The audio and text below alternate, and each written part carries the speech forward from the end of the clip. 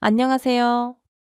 오늘도 와주신 여러분 감사드리며, 그럼 오늘의 사연 바로 소개해 드리겠습니다. 아이씨 장모님, 저 이런 거 안 먹는다니까요. 옷에 냄새 배겨서 싫다고요. 제발 촌스러워가지고 진짜 박서방.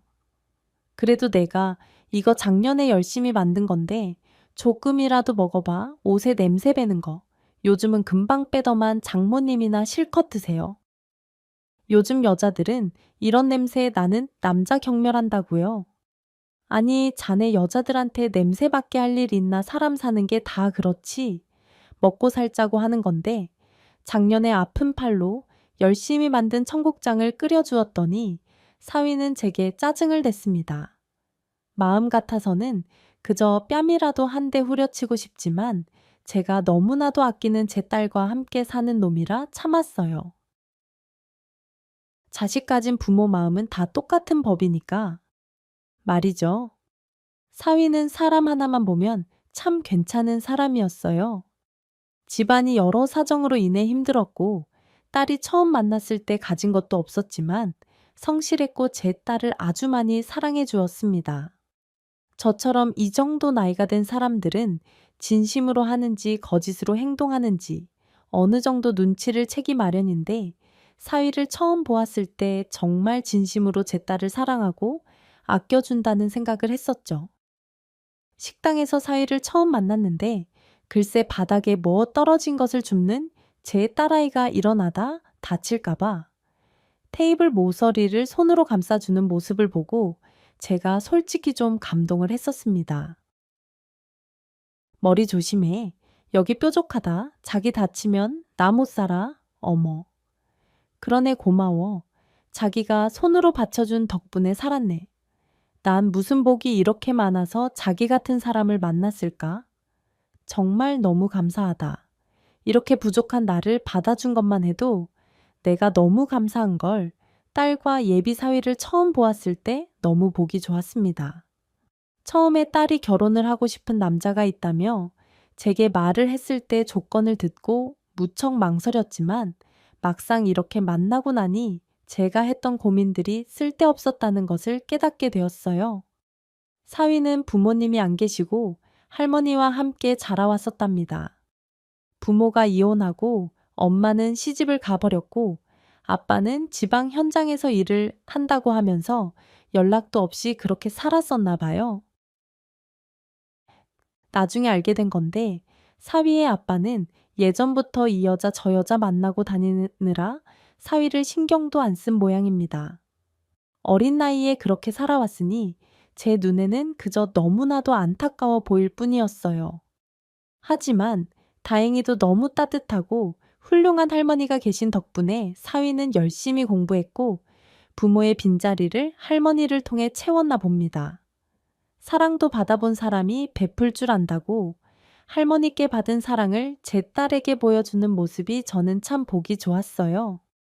사위는 열심히 공부를 해서 괜찮은 대학교도 졸업했고 온갖 아르바이트 휴학을 해가며 학교를 겨우겨우 졸업했다고 했어요.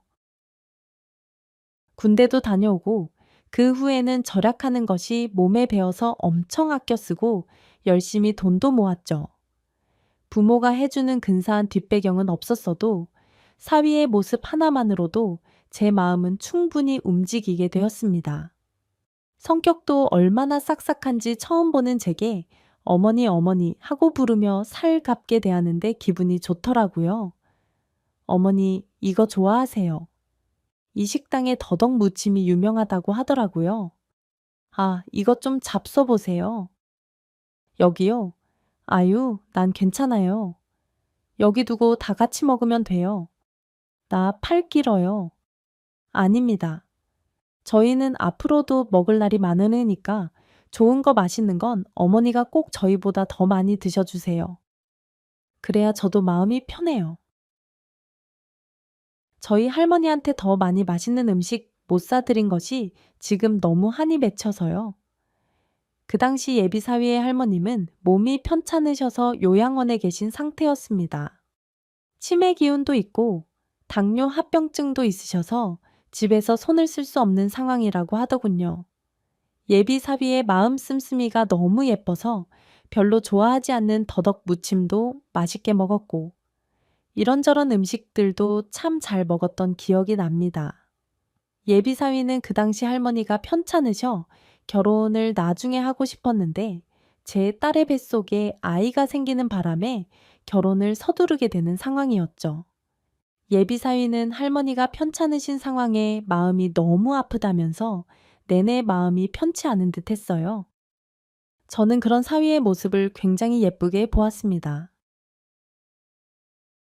제게 개인적으로 전화까지 와서는 자신의 상황을 이해해 달라고 하며 죄송하다고까지 말하는데 어느 누가 예뻐하지 않을 수가 있겠어요. 나중에 꼭 돈 많이 벌어서 제 딸을 행복하게 해줄 것이고 평생 제 딸을 위해 헌신하며 살아간다고까지 말하는 예비 사위를 철석같이 믿고 제가 그동안 없는 살림에 모아둔 돈까지 청 내놓았습니다. 집 구하고 이것저것 준비하는데 돈이 한두 푼 드는 게 아니야.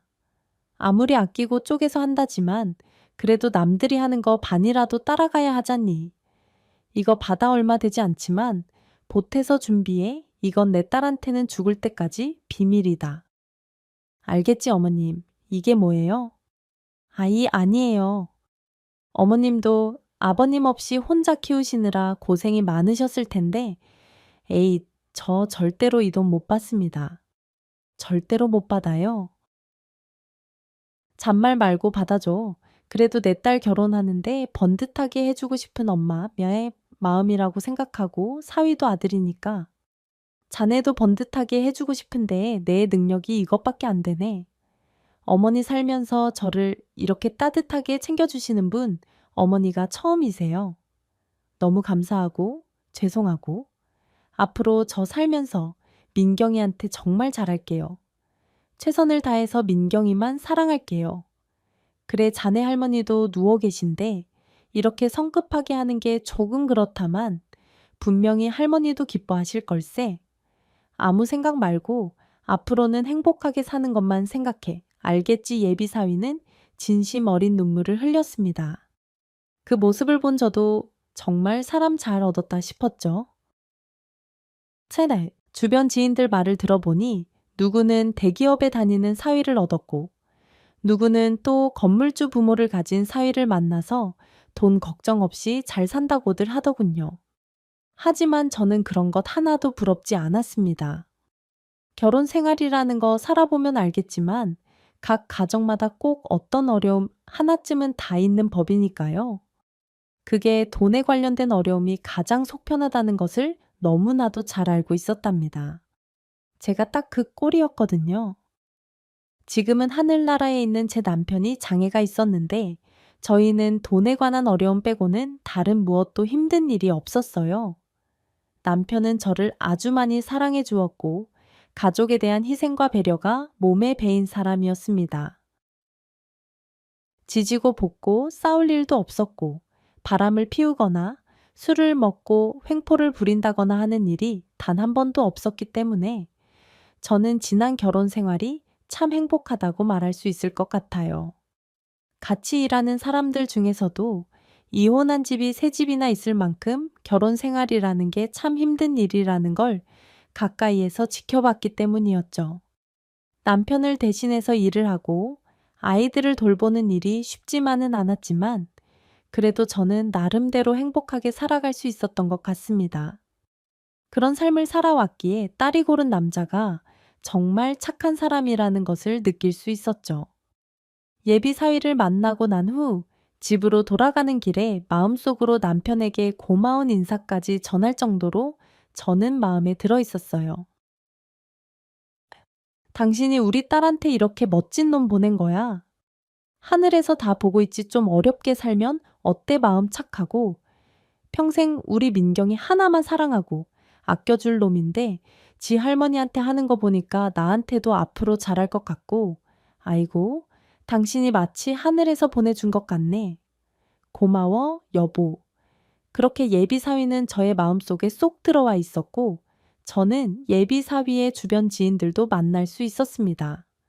먼저 예비 사위와 가깝게 지낸다는 사촌 누나가 한 명 있었는데요. 홀로 어렵게 커서 힘들게 살아가는 예비 사위에게 사촌 누나는 많은 도움을 주었다고 했죠. 대학교 때 등록금도 도와준 적도 있고 또 할머니가 힘들게 일을 하시고 병을 얻었을 때 집에 와서 할머니를 간호해 준 적도 있다고 했어요. 제 지방 멀리 사는 고모의 딸이라고 했는데 은행에서 일을 한다고 했고 참 많이 사람이 선해 보였습니다. 아이고, 고마워요. 우리 예비 사위를 아주 많이 도와줬다고요. 부모 없이 할머니하고 자라서 힘들었을 텐데 든든한 누나가 있으니 얼마나 좋아요. 어머, 아니에요. 제가 무슨 도움이 됐다고요? 전 별로 한 것도 없어요. 자기가 스스로 얼마나 노력해서 살아왔는데요. 앞으로도 잘 부탁해요. 우리 민경이 아직 아무것도 모르는 애예요. 잘 좀 부탁해요. 걱정 마세요. 제가 곁에서 잘 살게 도와줄게요. 그리고 혹시 제가 은행에 있으니까 뭐 도움 필요하신 거 있으시면 말씀하세요. 제가 최대한 도와드릴 거 있으면 도와드릴게요. 아이고야, 그래요? 그럼 나야 너무 좋지 민경 아버지가 남기고 간 것도 있고 내가 워낙에 이런 쪽에는 까막눈인데 잘 됐다.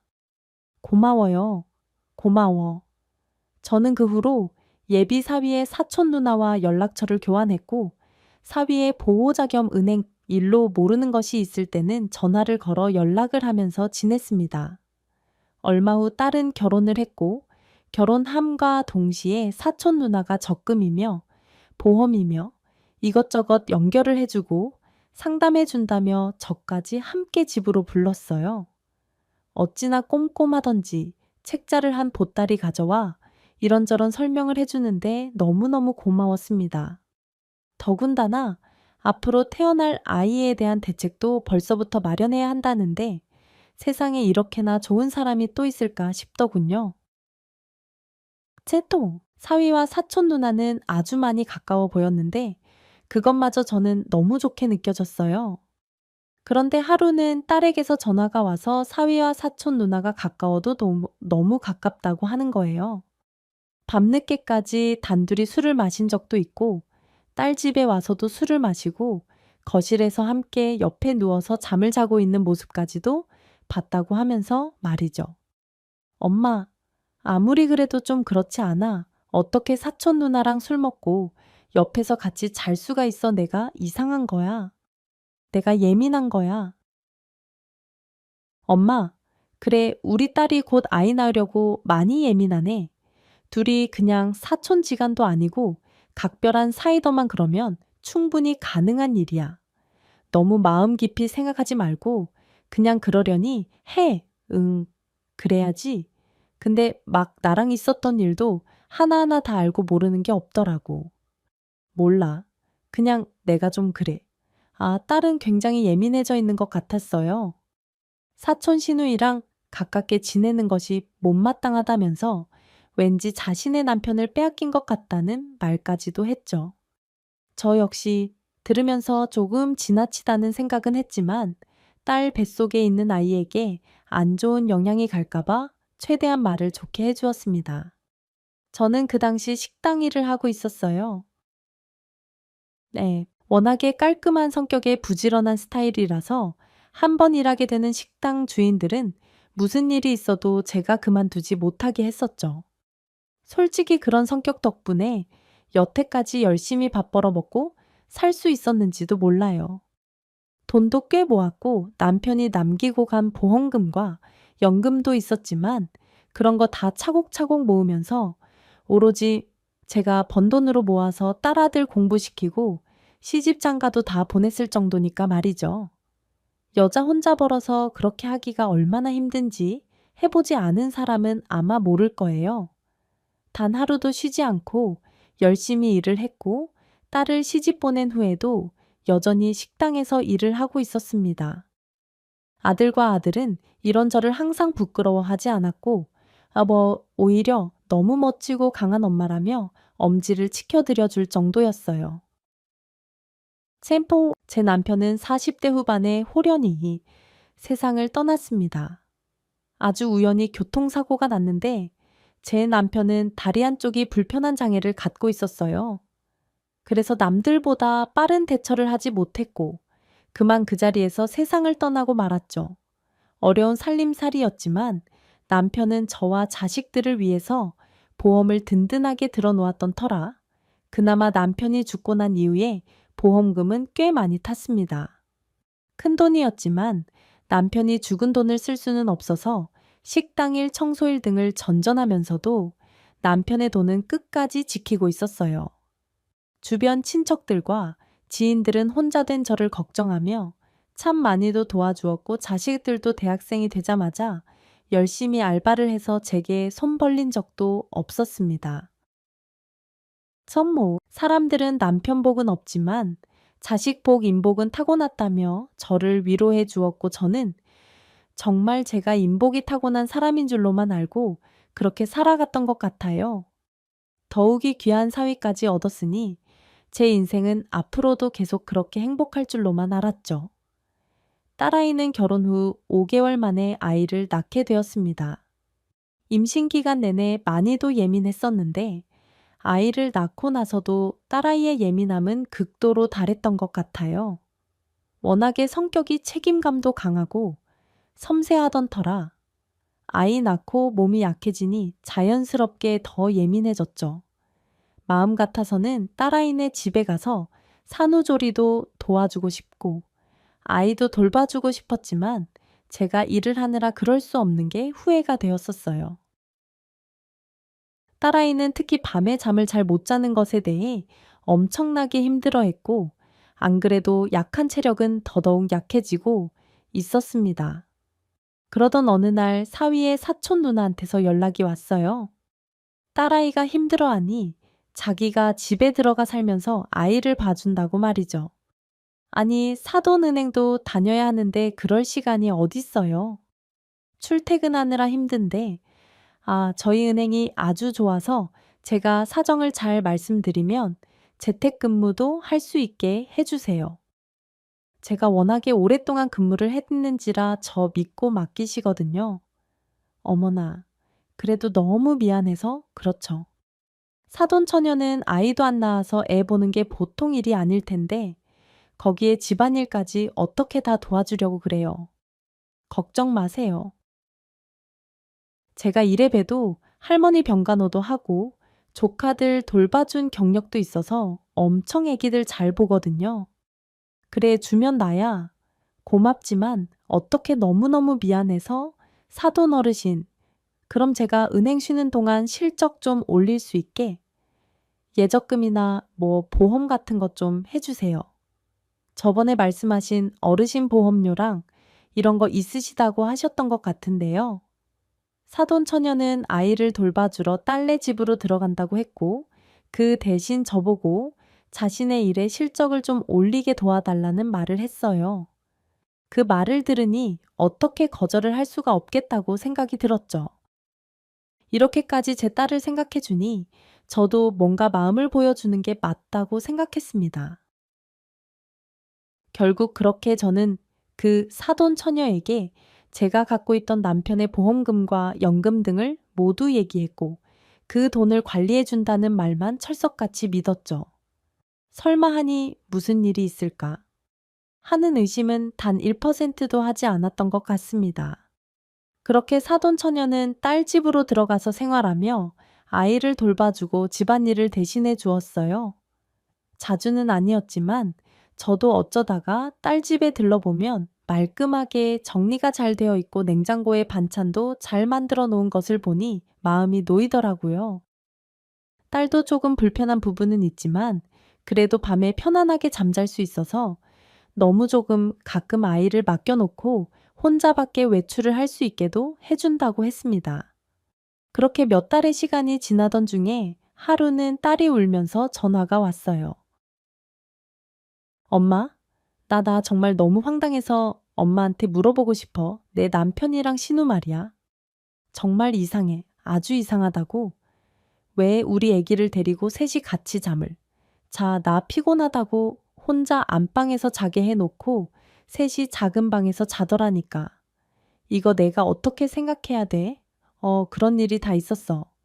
박서방은 왜 너랑 같이 안 자고 거기 가서 그런다니 한두 번도 아니고 나를 맨날 피곤하고 그런 사람으로 몰고 지네 둘이 쑥닥거리면서 맛있는 거 시켜 먹고 가끔은 밖에서 밥도 사 먹고 오는 것 같고 그리고 저번에는 나보고 마사지 받고 오라고 티켓까지 끊어줘서 갔다 왔더니 한낮에 남편이 집에 들어와서 시누이랑 같이 있더라니까.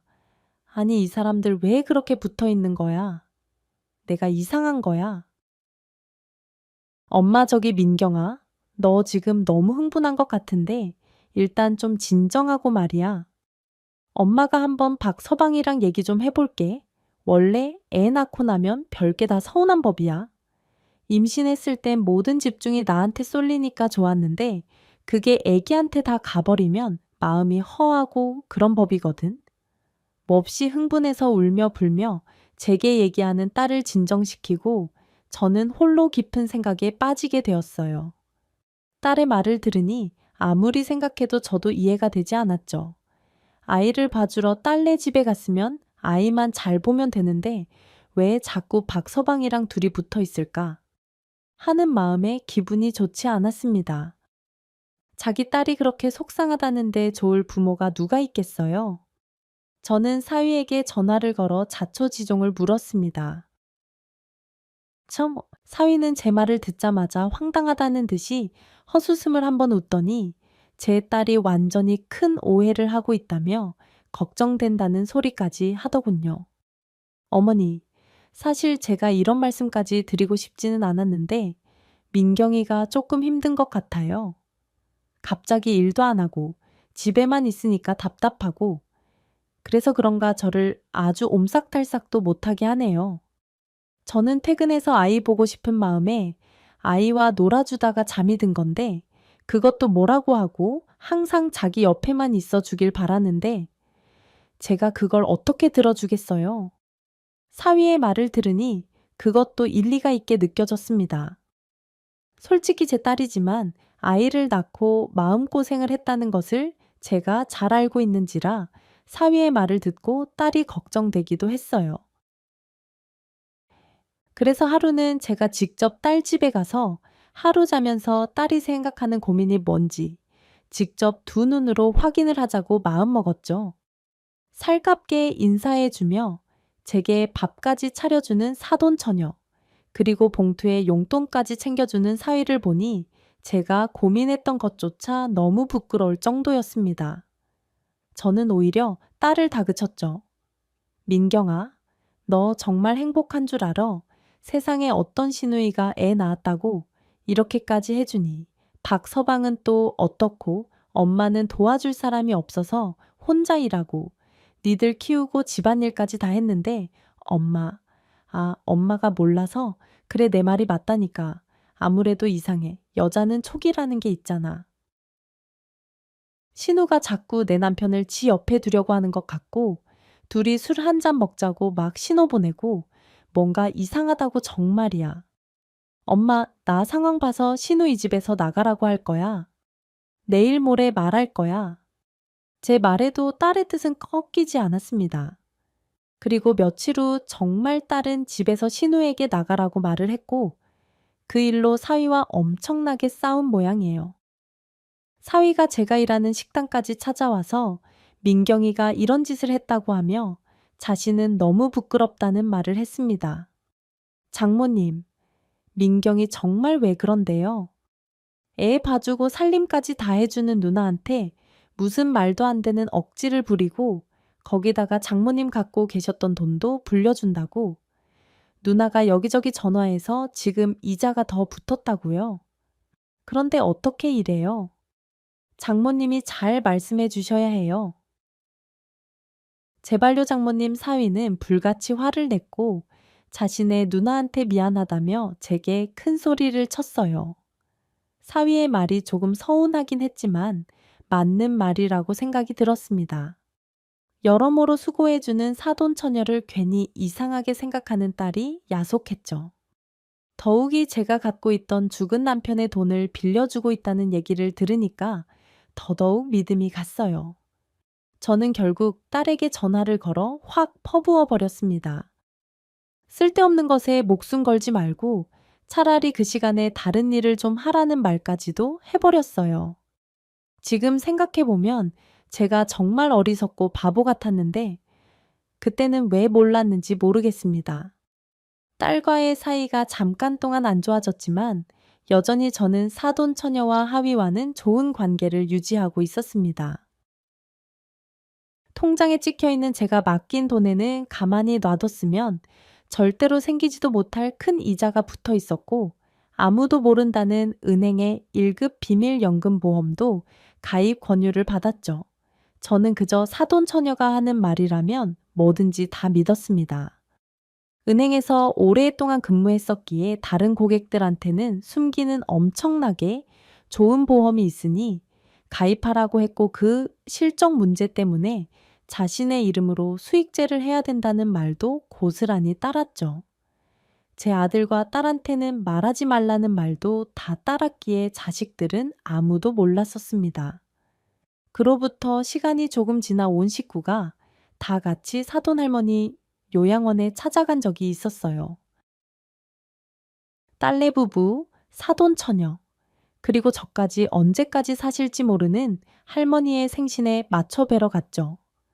사돈할머니는 치매기도 심했기 때문에 알아볼지 못 알아볼지도 모르는 상태였습니다. 차로 40분이 넘게 달려 사돈할머니를 찾아갔는데 이상하게도 그날은 컨디션이 좋으셨는지 한눈에 모두를 알아보셨어요. 사위와 제 딸을 보고는 매우 활짝 웃으시던 사돈 할머니는 이상하게 사돈 처녀를 보고는 욕을 하며 눈을 흘끼기 시작하셨습니다. 이런 못된 년, 아직까지 여기부터 갔고 뭐 하는 짓이야? 얼른 안 꺼져. 또 뭘 해먹으려고 여기 붙어 있어 이 썩을 년 같은 이라고 당장 나가 당장. 아유 할머니 왜 그래? 왜 또 이렇게 화가 나셨을까? 할머니, 아이, 할머니 정신 차려봐. 나 정신 멀쩡하대이. 아주 멀쩡한데. 전현이 나 아픈 사람 취급하고 방 안에 가둬두고 내 돈까지 싹 다 가져간 거 아니오?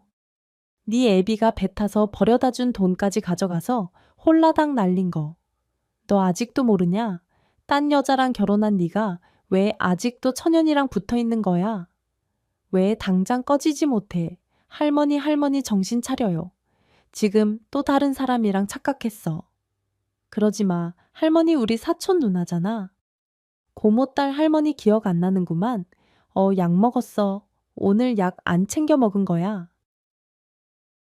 나 지금 말짱에 말짱하니까 이런 말 하는 거요. 너 절대로 인연 가까이 하지 말어. 이 할미 죽기 전에 소원이라고 했냐 안 했냐. 사돈 할머니의 말을 듣고 저와 제 딸은 아주 많이 놀랐습니다.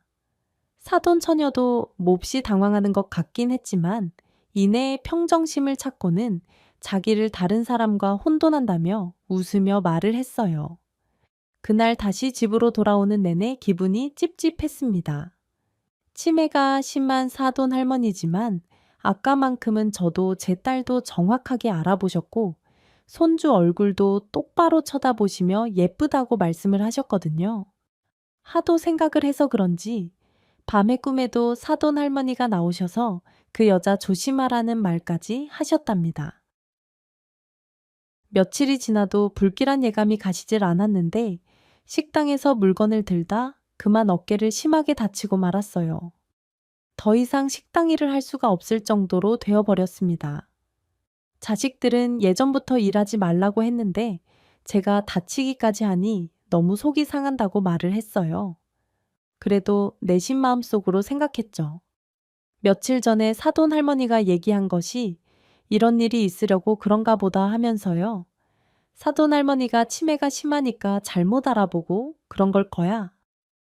무슨 말도 안 되는 얘기를 그래도 내가 이 정도로 다치고 액템한 거라 생각하니 오히려 마음은 편하네. 아휴, 사돈 처녀를 싫어하는 딸에게도 고마운 사람이니 마음을 다잡으라 말을 하고 저도 사돈 할머니가 하신 이야기는 다 잊겠다고 마음 먹었어요.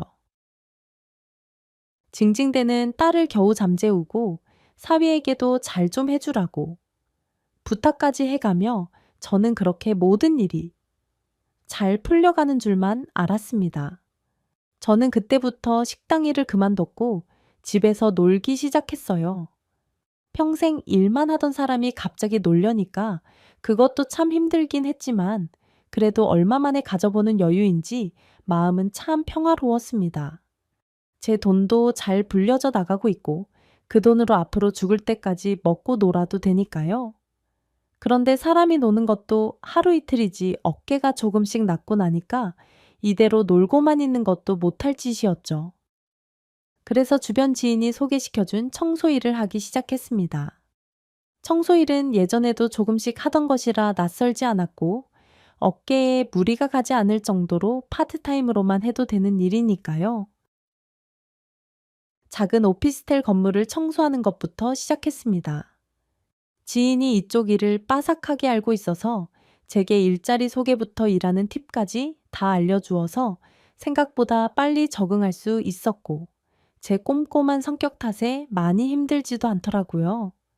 하루에 딱 4시간 정도만 일하고 나머지 시간은 자유롭게 쓸 수 있어서 너무 좋았어요.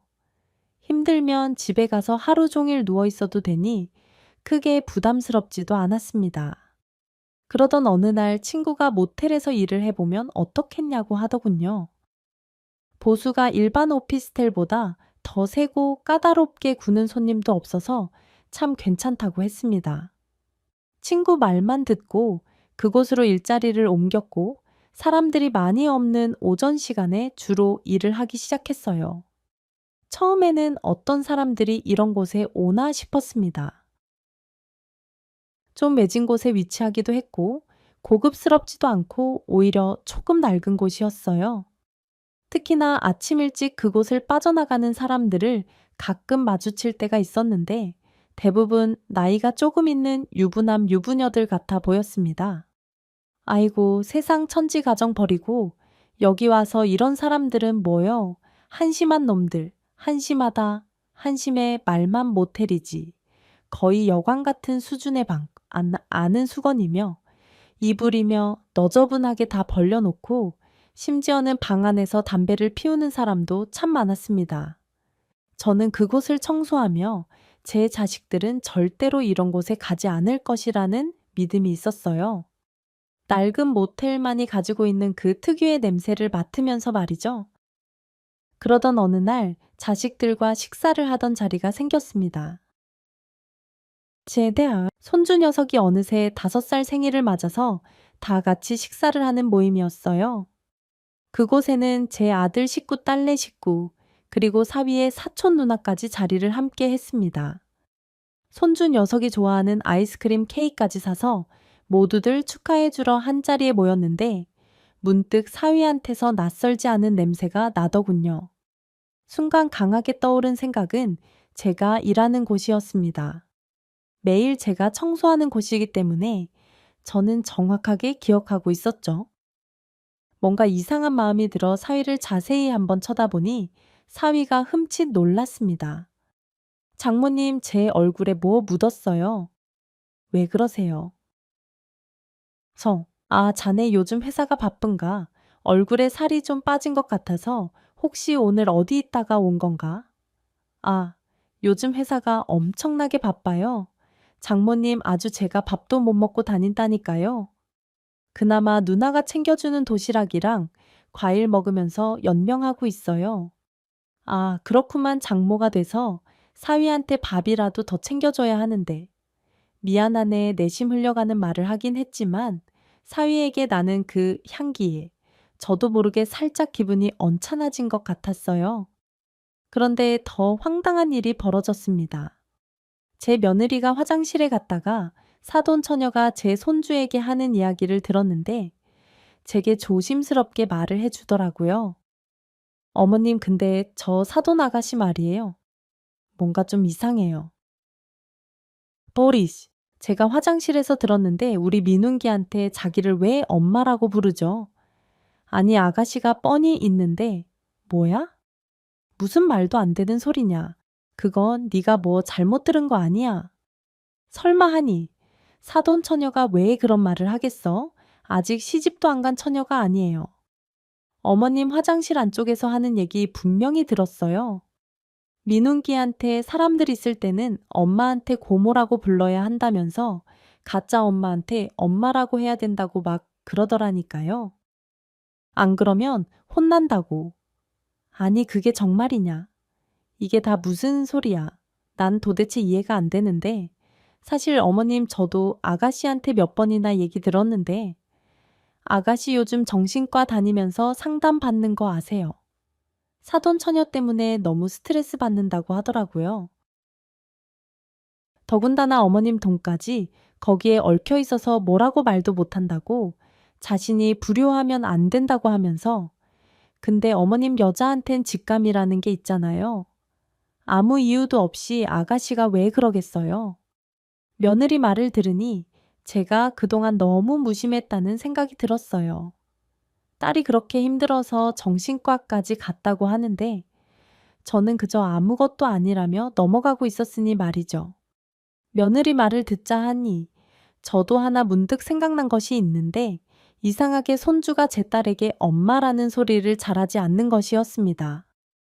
손주 녀석은 말을 많이 하지 않는 아이였는데 무슨 말을 할 때마다 사돈처녀 얼굴을 한 번씩 쳐다보는 것이 꼭 눈치를 보는 것 같이 느껴지더군요.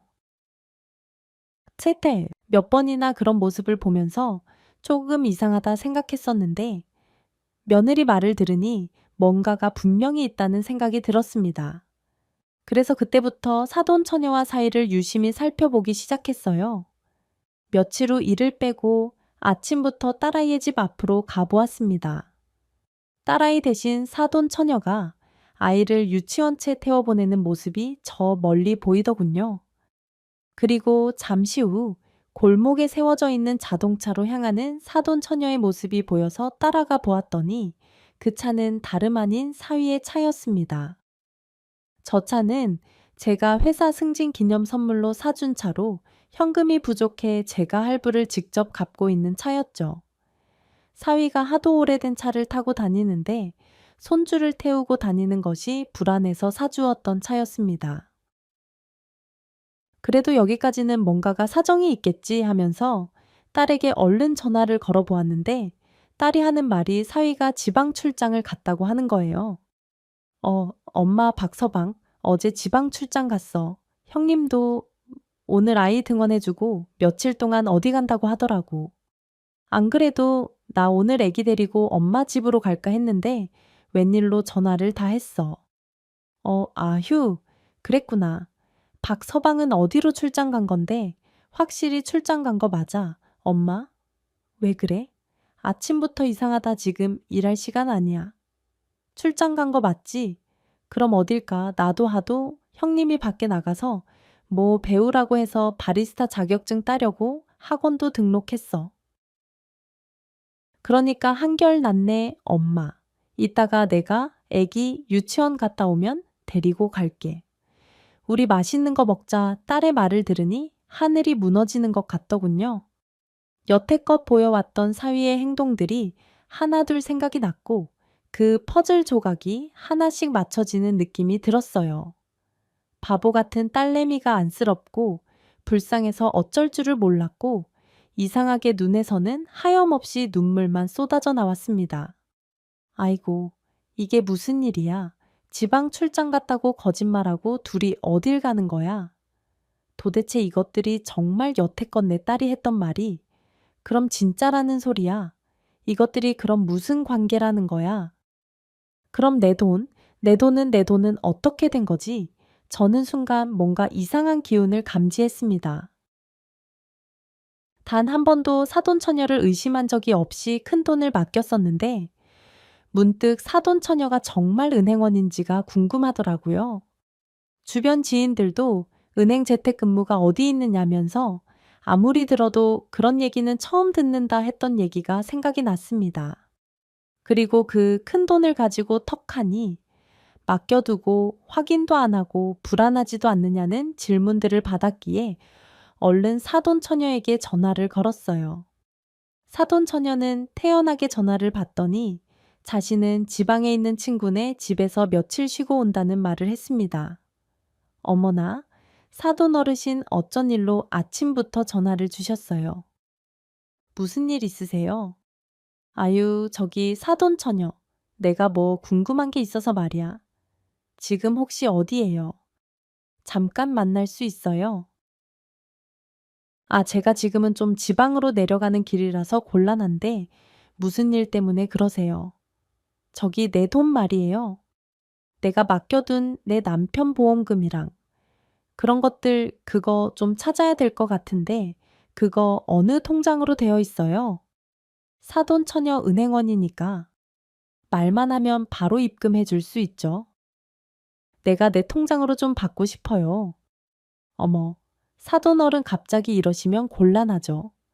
제가 저번엔 통장 보여드렸잖아요. 한두 푼도 아니고 이자를 그렇게 두둑이 붙여드리고 있는데 갑자기 빼버리시면 손해가 커요. 나 조금 손해봐도 되니까. 일단 내 돈 다시 돌려줘요. 내 남편 보험금으로 내가 뭐 하는 짓인지 모르겠네요. 내가 잘못 생각한 것 같아요. 돌려받는 게 맞는 것 같네. 그리고 저기 사돈처녀 일하는 곳 마을 금고라고 했나 맞죠? 저 지금 전화기가 잘 안 들리거든요. 제가 나중에 다시 전화할게요. 사돈처녀는 제 말이 들리지 않는다며 전화기를 끊어버렸고 저는 그때부터 불길한 예감이 휩싸였어요. 지인의 도움으로 사돈처녀가 오랫동안 일했다는 은행 전 지점을 다 전화해서 물어보았지만 그런 이름을 가진 직원은 있지도 않았죠. 뭔가 캐면 더 많이 나올 수 있을 것 같은 생각에 이번에는 딸 집 안으로 들어갔습니다. 저를 본 딸은 화들짝 놀라며 무슨 일이냐고 물었어요.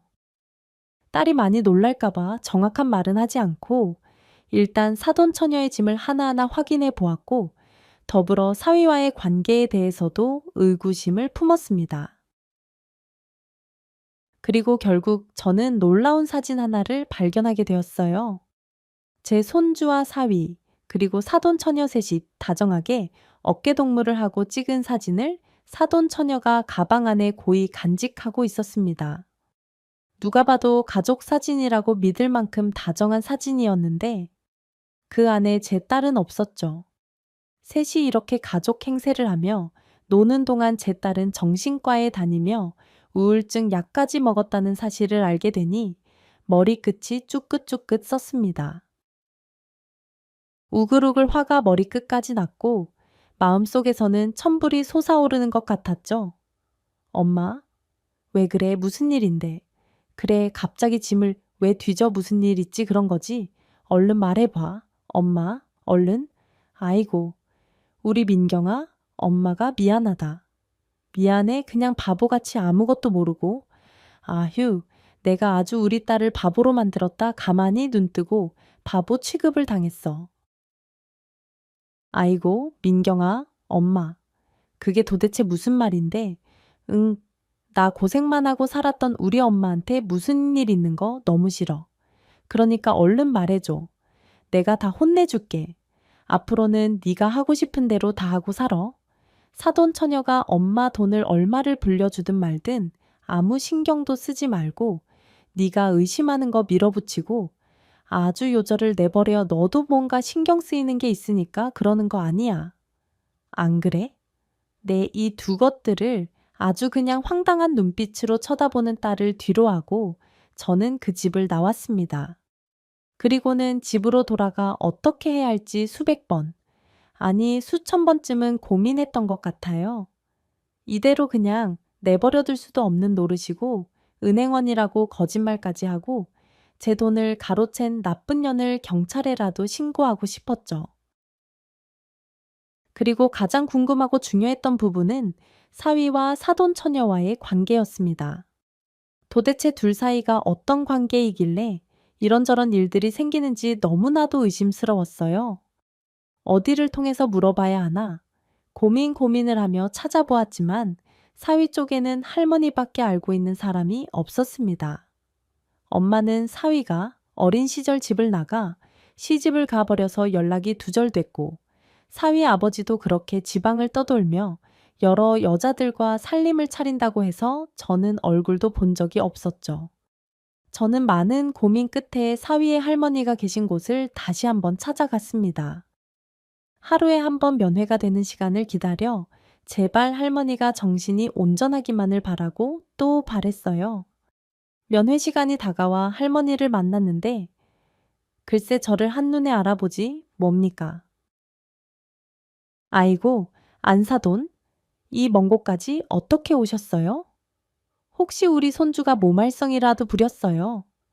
아니면 그년이 또 들러붙어서 거머리처럼 안 떨어집디까? 내가 아주 요절을 내버렸어야 하는 건데 할머님 정신이 좀 드세요. 안 그래도 그 사돈 처녀 물어보려고 왔는데 아휴, 사돈 처녀요. 지금 사돈이라고 했습니까? 그년이 왜 사돈이에요? 피 한 방울 안 섞인 남인데 그년 내 손주 꼬셔내서 내 돈, 내 손주 돈 다 날려먹고 아주 나까지 정신 이상자로 몰아서 막 구박하고 때리고 난리도 아니었어요. 우리 착하디 착한 손주 녀석도 그년 때문에 아주 이상하게 변해서 내가 정말 속이 다 문드러졌어요. 꽃뱀 같은 년 그게 다 정말이에요. 그럼 사위랑 그 사돈 처녀, 아니 그 여자랑은 피 한 방울 안 섞인 남남이라는 말이에요. 아유, 그럼 둘이 무슨 사이예요? 과거에 무슨 사이였냐고요? 아니 무슨 사이긴요. 우리 집에서 같이 살면서 여우짓까지 했으니 식만 안 올렸지 부부나 마찬가지였죠. 우리 집 돈 다 떼먹고 어디 도망가서 사는 줄 알았더니 언제 또 귀여운 건지 모르겠네요. 아이고, 내 팔자야 저는 결국 듣지 말아야 할 말까지 듣고 말았습니다. 사돈처녀와 사위가 피 한 방울 섞이지 않은 남남이라니 정말 상상도 해보지 못한 얘기였어요. 그럼 여태까지 제 딸과 한 집에서 살면서 제 딸을 기만하고 둘이 뭔 짓을 한 건지 끔찍했습니다. 딸 말로는 자기는 혼자 안방에서 골아떨어졌고 일어나 보면 사위는 아이와 사돈 처녀와 한 방에서 자고 있을 때도 있었고 거실에서 잠을 자고 있을 때도 있었다는데 딸이 잠든 사이 무슨 일이 있었는지 가히 상상도 하고 싶지 않았어요. 사돈 할머니의 말이 끝나기가 무섭게 저는 악하며 소리를 질러버렸습니다. 온몸에 소름이 돋아서 도저히 가만히 있을 수가 없었거든요. 이 두 년 놈들을 찾아서 아주 저 세상으로 보내버릴 작정을 하고 다시 집으로 돌아왔어요. 하룻밤을 꼬박 새고 어쩔 수 없이 다음날 일터로 향하는데 발걸음이 떨어지지 않더군요. 정신이 혼란한 가운데 그 모텔로 가서 다시 청소를 시작했습니다. 머릿속이 복잡하니 청소도 제대로 되지 않고 아무 일도 손에 잡히지가 않았어요. 오로지 마음속에는 사위와 그 사돈 처녀라고 불려진 그년에 초점이 맞춰져 있었죠. 한 방, 한 방을 청소하고 있는데 다른 방에서 손님이 나가는 소리가 들려왔습니다. 손님이 나가자마자 그 방을 청소하러 들어갔는데 테이블 위에서 자동차 키를 발견했어요. 손님이 두고 갔나 보다 생각하던 그 찰나에 자동차 키를 보고는 기겁을 하고 말았습니다. 그 자동차 키는 바로 제가 사위에게 사준 그 자동차 키였어요. 제가 직접 케이스에 넣어서 열쇠고리에 귀여운 것도 달아준 터라 정확히 기억하고 있었습니다. 그리고 저는 얼른 창문을 열어 주차장을 살펴보았고 주차장에서 사위와 그 사돈 처녀들이 자동차로 향하는 모습을 발견하게 되었어요. 너무 놀랐지만 저는 얼른 핸드폰을 꺼내어 그 두 년 놈들의 사진을 찍었고 잠시 뒤 자동차 열쇠가 없다는 것을 알게 된 사위는 다시 모텔 안으로 들어오고 있었습니다. 저는 얼른 그 방에서 열쇠를 가지고 나와 다른 방 안으로 들어가 문을 잠갔고 제 아들과 딸 모두에게 전화를 걸었습니다. 당장 이곳으로 달려오라는 말과 함께 사위의 사진도 함께 보내주었어요. 사위가 눈치채고 도망가지 못하도록 저는 일부러 제 모습을 보여주지 않은 차의 열쇠도 함께 숨겨두었습니다. 잠시 뒤 주인이 제게 전화를 걸어와서 자동차 열쇠를 못 받느냐고 했지만 저는 일부러 그 방에는 들어간 적도 없다고 거짓말을 했어요. 그리고 시간이 지나기만을 간절하게 기다렸습니다. 잠시 후 놀란 아들과 딸이 그 모텔로 달려왔고 다행히 사위가 자동차 보험을 부르기 전에 도착을 했어요. 저는 아들과 딸을 발견하자마자 쓸고 있던 빗자루와 쓰레받기를 가지고 주차장으로 향했고 사위와 그년을 흠씬 두들겨 패버렸습니다. 이 더러운 것들, 이 더러운 것들, 니년 놈들이 감히 이럴 수가 있어. 뭐 사촌 누나, 너는 누나랑 그렇게 더러운 짓 하러 모텔 쏘다니냐. 아니 이것들이 정말 장모님이 여기 왜 아파요? 아파요. 이것들이 감쪽같이 속이고 연극을 해 니들이 감히 내 딸을 내가 널 얼마나 아꼈냐. 아들처럼 챙겨주고 했는데 이놈아 아파. 이까짓 게 지금 아프다고 소리 지르는 거야. 빗자루에 묻은 먼지가 사위와 그 여자를 때릴 때마다 보일 정도로 흠씬 두들겨 패주었어요.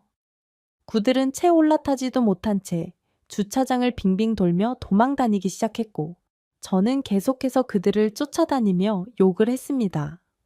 딸은 얼마나 충격을 받았는지 차마 아무 말도 하지 못한 채 그저 멍하니 바라보고 있기만 했고 아들은 처음에는 저를 말리는 것 같더니 이윽고 화가 터져 사위의 얼굴을 주먹으로 두들겨 패기 시작했습니다. 사위는 아들 녀석에게 멱살을 잡힌 뒤 도망도 가지 못한 채 몇 대를 더 얻어 터졌고 결국 그년이 먼저 그 모텔 주차장을 빠져나가 줄행랑을 쳐버렸습니다. 솔직히 모텔도 아닐 정도의 낡은 여관이었는데 여기를 뭐 한다고 왔는지 모르겠더라고요. 이 둘이 여태껏 저질러 왔던 것들을 생각하면 충분히 다른 곳에 살림을 차렸어도 차렸을 텐데 말이죠. 한바탕 난리가 끝이 난 후 이곳 사장님이 제게 저 사람들과 이런 관계일 줄은 상상도 못했다며 입을 여셨습니다. 아니 저 사람 아줌마 사위였어요. 어떻게 이렇게 신기한 일이 벌어져요. 저 사람들 얼마 전에 이 여관 매입했어요. 여기 싹 다 리모델링 공사한다고 하던데 저는 당연히 저 둘이 부부인 줄 알고 뭐요? 매입. 아니 이게 한두 푼 하는 것도 아니고 어떻게 이런 일이 저런 썩어 문드러질 놈 대출 하나 없이 현금으로 사서 젊은 사람이 정말 능력 있다. 생각했죠. 근데 아줌마 사위라니 요즘 것들 아주 가관도 아니에요. 저런 요놈들이 많이 있으니까 모텔이고 여관이고 다 장사가 잘 되는 거 아니겠습니까? 이러다가 쓰러지시겠어요. 얼른 들어가서 물 한 잔 마셔요. 아니 사위가 이 낡은 모텔, 여관을 샀다니 너무 황당하고 기가 막혔습니다. 돈 없다고 하도 앓는 소리를 해서 제가 자동차까지 사주었는데 현금으로 이 건물을 사다뇨. 순간 불길한 예감이 팍 들었고 결국 저는 제가 그년에게 맡긴 돈이 생각났습니다. 몇 억이나 되었던 보험금 그리고 연금성으로 받게 된다는 저축 금액도 꽤 큰 돈이었거든요. 돈을 맡긴 그 순간부터 제게 이자 한 푼 주지 않고 사진으로만 보여줬었는데 아무래도 그 돈이 다 여기로 들어간 것이 아닌가 하는 생각이 들었습니다. 애초부터 은행원이라고 거짓말을 해서 저를 현혹시켜 돈을 다 빼낼 작정으로 결혼을 했는지도 모르겠네요. 사람이 사악해도 이 정도로 사악할 수가 있단 말입니까? 하지만 저는 우선 제 돈보다 먼저 제 딸을 챙겨야 했어요. 반쯤 정신줄을 놓고 있는 제 딸을 먼저 일으켜 물을 한 잔 마시게 했고 순간 너무 큰 충격에 빠졌는지 말도 한마디 못하고 있는 딸을 보니 눈물이 앞을 가렸습니다. 아들 녀석은 너무 화가 나서 계속 씩씩대더니 경찰서에 전화를 걸었고 고소를 한다고 했어요. 돈을 가로챈 것부터 시작해서 혼인빙자 사기죄로 고소하면 분명히 성과가 있을 것이라고 했죠. 저희는 그렇게 그곳을 터덜터덜을 빠져나왔습니다. 주머니 속에 있던 사위의 차키를 그대로 가진 채로 말이죠.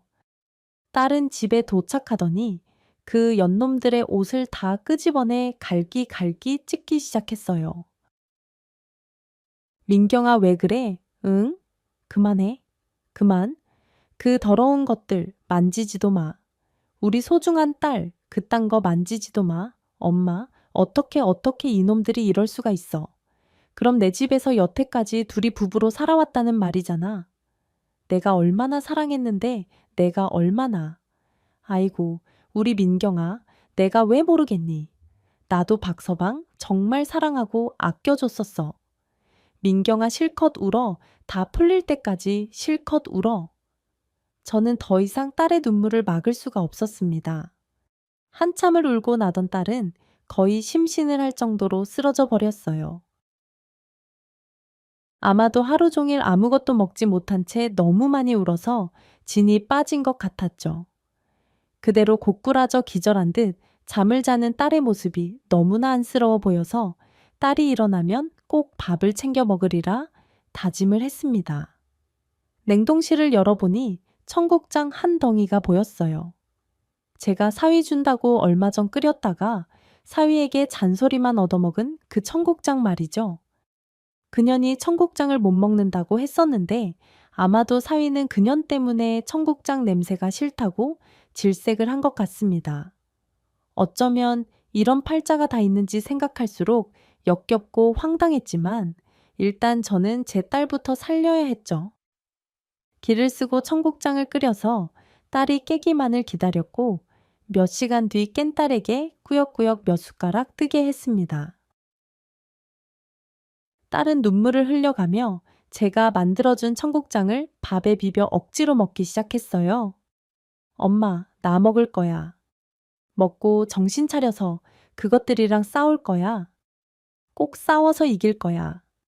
엄마 아들은 곧바로 경찰서에 가서 그 둘을 고소했고 저는 사위의 차키를 갖고 중고 자동차 시장에 차를 내놓았어요. 그리고 현관 비밀번호까지 바꾸어 버렸고 딸에게 앞으로 힘든 일이 있어도 꼭 이겨내자고 다짐을 했습니다. 며칠이 지나니 사위에게서 연락이 오더니 자기 차 키를 돌려달라고 하더군요. 집에 있는 옷가지들도 화물차를 불러서 어디로 보내달라고 주소도 남겨놓았죠. 하도 황당하고 기가 막혀서 말이 다 안 나올 정도였어요. 하지만 이럴 때 정신을 바짝 차려야 긴 싸움에서 이긴다고 들었습니다. 여태껏 이렇게 힘든 일을 겪어본 적은 없지만 세상 오래 살다 보니 버티는 법을 자연스럽게 터득하게 된 것 같습니다. 일부러 밥도 더 든든히 먹었고 TV도 슬픈 거 말고 재미있는 것만 보게 되었던 것 같아요.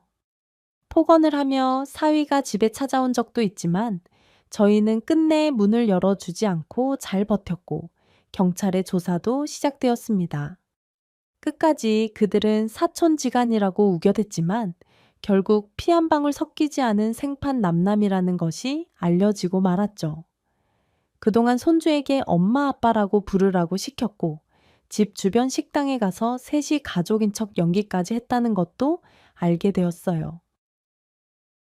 양파처럼 까도 계속 나오는 그들의 만행에 정말 입이 다물어지지 않을 정도였죠. 결국 그들은 그 낡은 여관에 대한 장음을 모두 치르지 못해 계약이 취소가 되었고 저는 전부는 아니었지만 일부의 돈을 돌려받을 수 있었습니다. 그리고 사위는 사기죄로 벌금형에 처해졌고 그 여자는 이혼 소송을 하며 상간녀로 같이 소송을 해서 위자료를 챙겨받을 수 있었죠.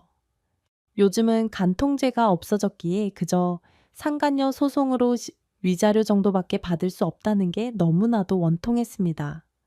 그동안 제 딸을 기만하면서 한 행동에 비하면 정말 너무나도 아무것도 아닌 죗값이니까요.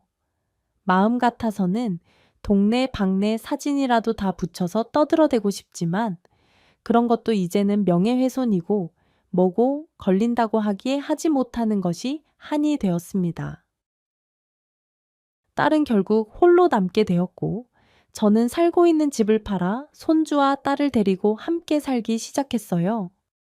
딸은 처음에는 거의 폐인처럼 집에서 나오지도 않고 밥도 먹지 않고 꺼진 방 안에만 가만히 있었는데 그 과정에서 손주 녀석이 참 많이 도움을 준 것 같습니다.